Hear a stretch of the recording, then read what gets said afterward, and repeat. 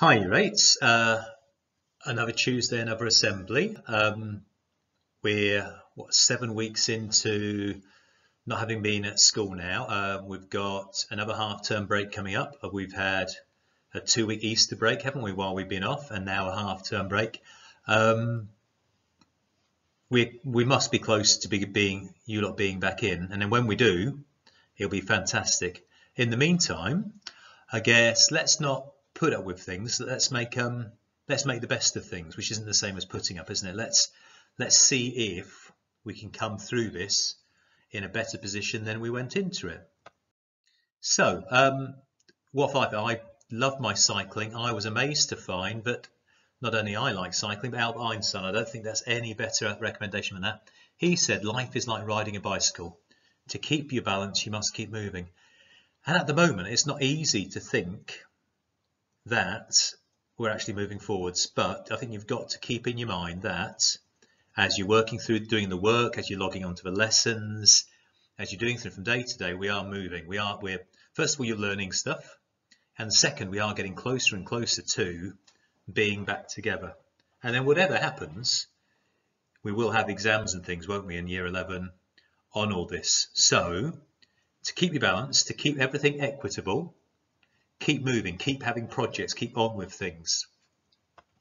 Now, he also said, I thought of that while riding my bicycle. I think a lot when I'm riding my bicycle, but to be fair, I never came up with the theory of relativity when I was riding my bicycle. But again, while you're doing things other than work, you might be surprised how much you're thinking. So the work is one thing, be doing other things, riding your bicycle, walking the dog, reading, painting, all those other things we talked about last week, blank canvas. And he also said, apropos nothing, but I thought I'd better put it in, everyone's a genius, but if you judge a fish on its ability to climb a tree, it will live its whole life believing that it is stupid. Or perhaps another way of looking at it, if you keep on trying and judging yourself on the things that aren't really within your compass, you're doing yourself down, aren't you? So all this time while we're setting your work and things, keep working on everything, because this might be the time you find what you're particularly good at, mightn't it? Okay, don't write this time off. We're still working, we're still doing things, you're still living, aren't you? This is still part of everything. I love my birdwatching in the spring and things. So this week was a bit of a crucial point in the year for me, because this week I saw all of these things on the same walk, and I've been waiting for that to happen for the last few weeks. Now, I don't know which of these you recognise, but that one there's a swallow, which is one of those birds you see whooshing around farmyards, low over fields, mouth open, eating little insects and things. And that's in the same family as house martins, called that because they make these fantastic nests out of mud, which they go down to the river, get a mouthful of mud, and all these little bits here are little mouthfuls of mud stuck together just on the side of the house martin. And the birds to the right of that, the sand martin, virtually identical. They're all in the same family. The sand martin, if you've been close to any rivers recently and you've seen a very, very small bird, brown bird, flitting around on the surface of the river backwards and forwards going into the banks, that's a sand martin. Are they different? Well, yeah, they look very different on these pictures, but the key is forked tail, slightly bigger, blue and red head, the swallow. House martin, still got a forked tail, but smaller, and look at that, a great flash of a white rump as it flies away from you. The sand martin, virtually identical in size and shape to the house martin, but brown, with sometimes just a hint of a brown collar there. Now, the bird people often mistake these ones with, particularly the swallow, is this one, the swift. They are, house martins and the swifts have been the last two back. Sand martin first, then the swallow, then house martin, and then swift. Called apus apus in Latin because In the olden days, in medieval times, they didn't think it had any feet. In fact, you can see this photo here. Here's a photo of it. You can't see its feet. This is the one they thought spent all its time flying. They thought it laid its eggs in the air. They thought it actually hatched in the air. Well, it doesn't. In fact, the swift, I've just found, is actually nesting very close to us in Clitheroe. I was able to watch the swifts going backwards and forwards from their little nest sites up in a building. But remarkably, they weren't far off saying it doesn't land. It rarely lands. It even can sleep while it's flying. They all four of them live on insects, but the swift will actually follow in front of weather patterns, big fronts coming through it. It's alleged that it travel, when they've tracked it, it can travel hundreds of kilometers backwards and forwards in front of weather patterns with its mouth open, getting flies before it comes back to feed its young. They all spend the winter in Africa and come back here in the summer. Oh, and the odd one out here, I don't know if you spotted, this is Chris Martin. He's actually a singer with Coldplay. Okay, have a look out for all those, or perhaps listen to the music of Chris Martin. You may enjoy it. Other things I wanted to share this time. Last week it was, I think, it's a fairly modernist painting. Before that we had a slightly old one. I love my photography. I've been lucky enough to travel in America as well. Here are two pictures by a photographer called Ansel Adams. Now, when he prints them out, they're a big size of picture.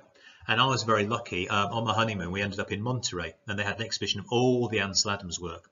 So these fantastic shots.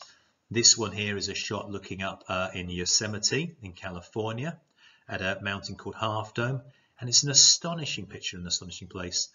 This picture here is actually a bend in, I think, the Snake River, looking up at the Grand Teton Mountains.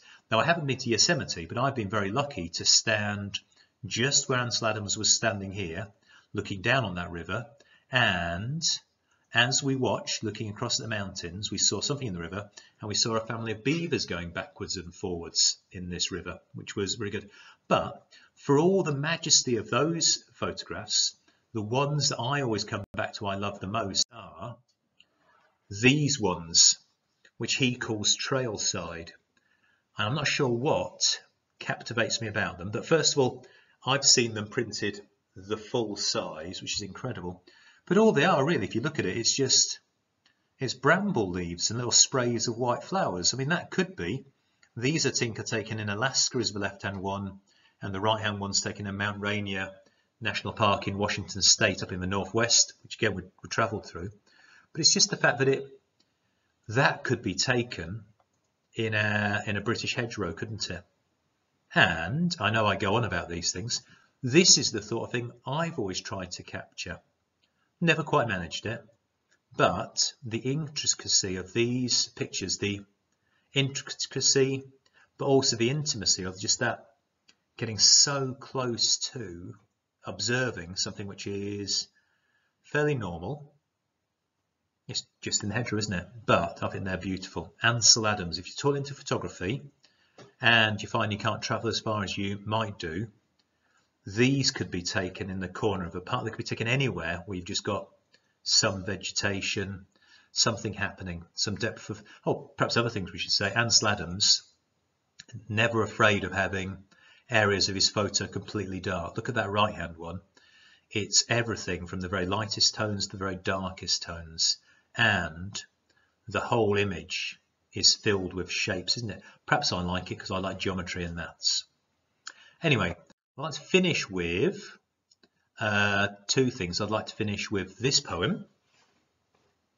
It's The Road Not Taken by Robert Frost. Two roads diverged in a yellow wood, and sorry I could not travel both, and be one traveller.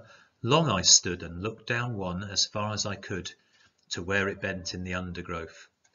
Then took the other, as just as fair, and having perhaps the better claim, because it was grassy and wanted wear, though as for that the passing there had worn them really about the same. And both that morning equally lay, and leaves no step had trodden black. Oh, I kept the first for another day. Yet, knowing how way leads on to way, I doubted I should ever come back. I shall be telling this with a sigh, somewhere ages and ages hence. 2 roads diverged in a wood, and I took the one less travelled by, and that has made all the difference. What's it about? Well, you can decide. I think it's about the choices we make, isn't it? About how every little choice we make leads to things changing, doesn't it? And absolutely finally, if I had to recommend any music this week, it's got to be the Housemartins and Happy Hour. And perhaps we should make an effort to make every hour the happy hour. Right, until next time.